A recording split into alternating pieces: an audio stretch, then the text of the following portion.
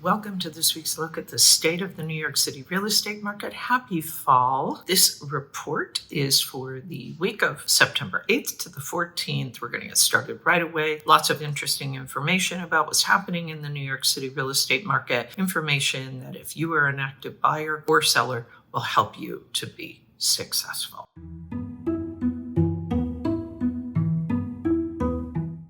There were 11 signed contracts in the luxury market. As a reminder, the luxury market in Manhattan starts for properties that are priced at $4 million and above. That is 4 fewer than the previous week. There were 7 condos, 3 co-ops, and 1 townhouse. The number one contract was 45 East at 111 Murray Street. It was asking just under $9.2 million.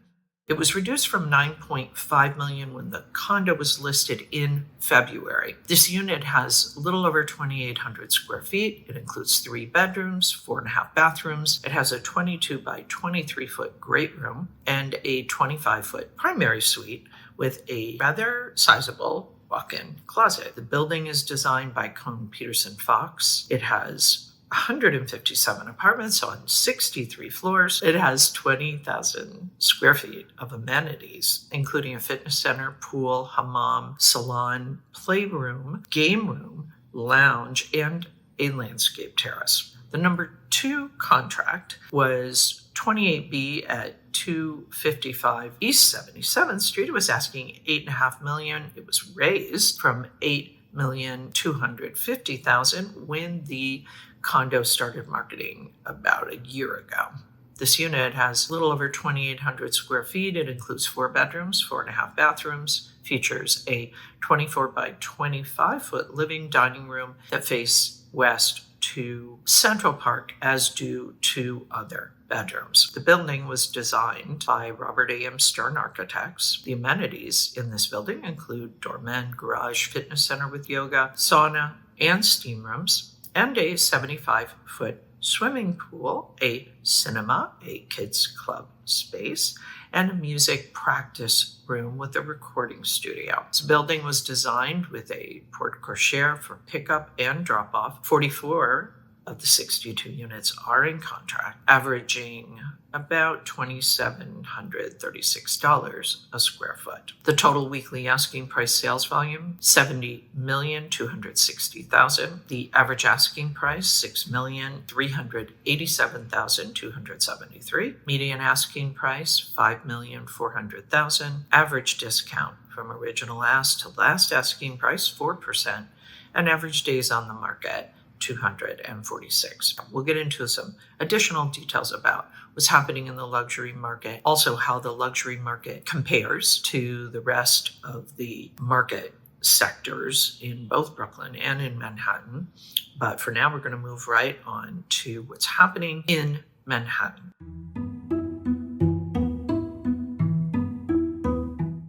So we are at the beginning of the fall season, and if we compare Manhattan and Brooklyn, we're kind of looking at markets that are performing differently. We're going to start with Manhattan. We see that on the supply side, it's, picking up 5% on the week. New listings rising about 3%, staying over in total about 500. As expected, however, the demand is falling a bit, seasonally speaking. This is something we see at the beginning of the fall market, and it fell about 10% on the week overall. So likely going to take a few weeks before we see any kind of rebound on that. Looking at the numbers, the supply 507, down about 15% for the week. Contract signed 141, down about 9.5%. The off-market 147, down almost 45%.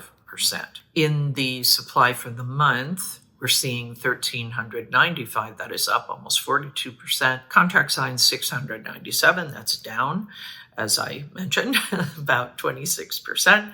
Off market rose a little over 1%, 721.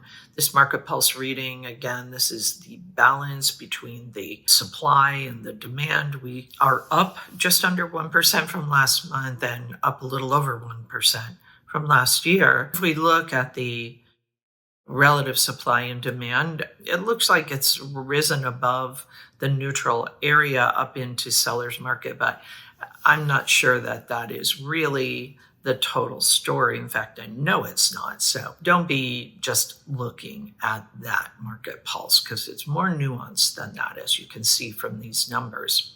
The liquidity pace chart down 19% from last month, down 2% from last year, 697. As I said, the demand is down a bit, to be expected in the early part of this fall market. We're going to now switch over, take a look at what's going on in Brooklyn. If you have any questions, of course, you can post them below. You can also reach out to me directly at Sotheby's. We're going to take a look at Brooklyn now. We're going to look at how it compares to Manhattan, certainly, and also just how it's performing on its own.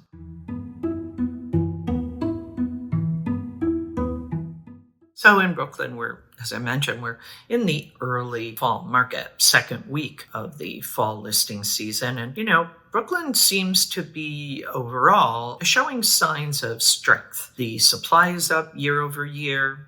On a weekly basis, it's slightly lower than last year. On the demand side, there's not much to report of any significance, as things are expected to remain kind of quiet until late September, early October. However, we are seeing a slight uptick on a weekly level. I'm going to talk about what I mean about that. The supply in Brooklyn for the week, 250, that is down a little over 6%. Contract signed, 112.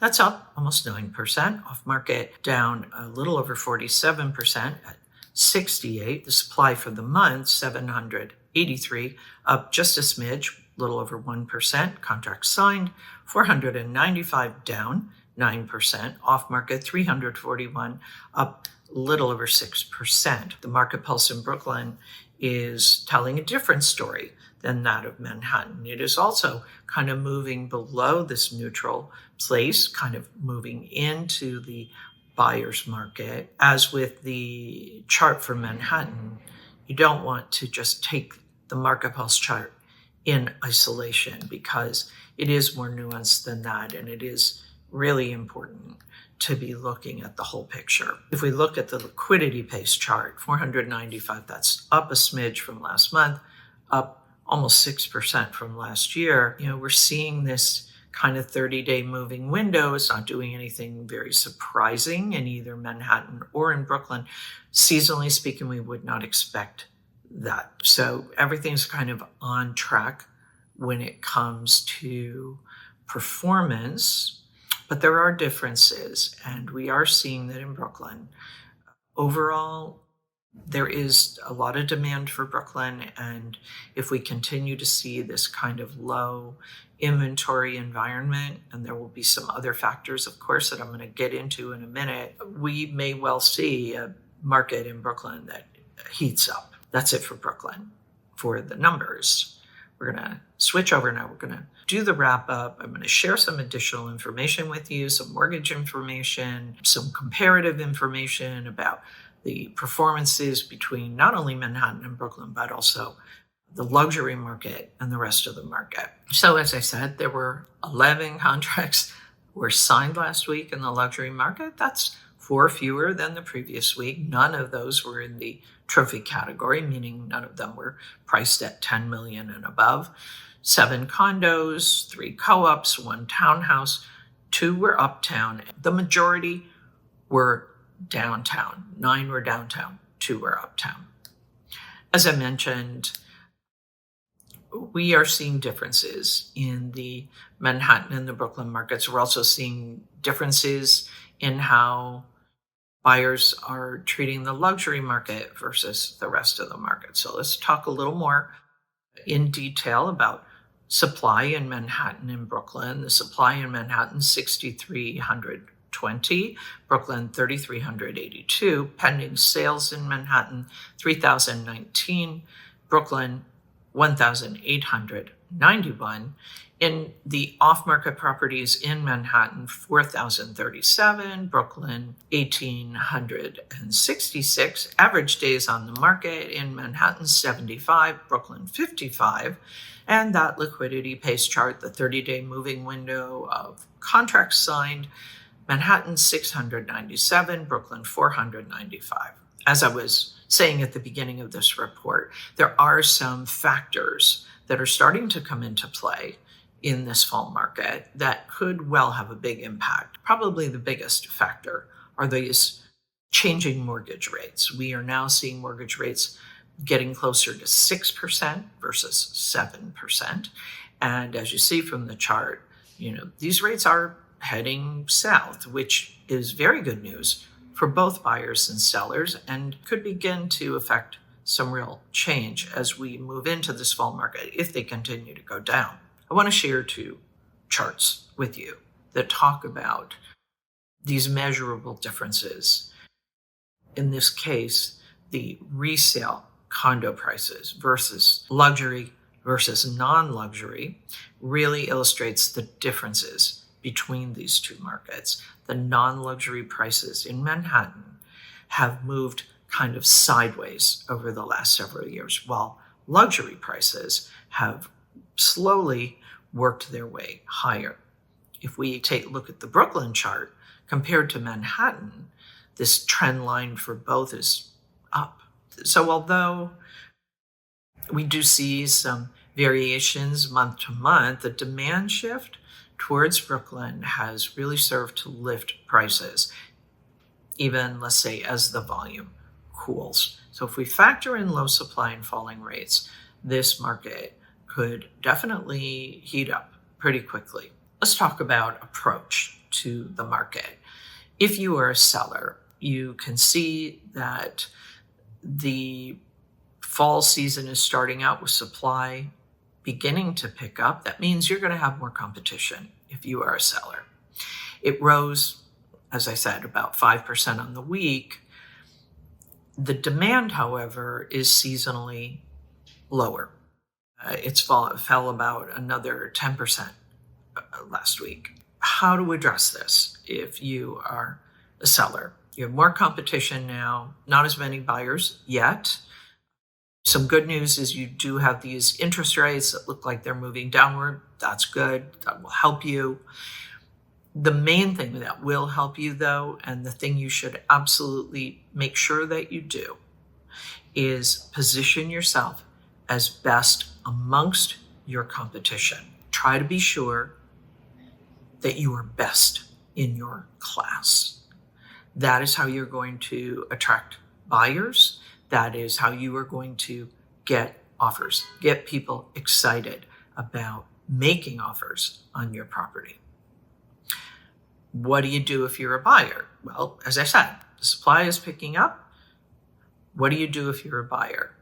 Well, supply is picking up. That's definitely to your advantage. You've got some new choices. You will continue to have new choices as we move through this fall season. The 30-year conforming mortgage rate is working its way down. Looks like it's edging closer to 6%. That should be very good news for buyers.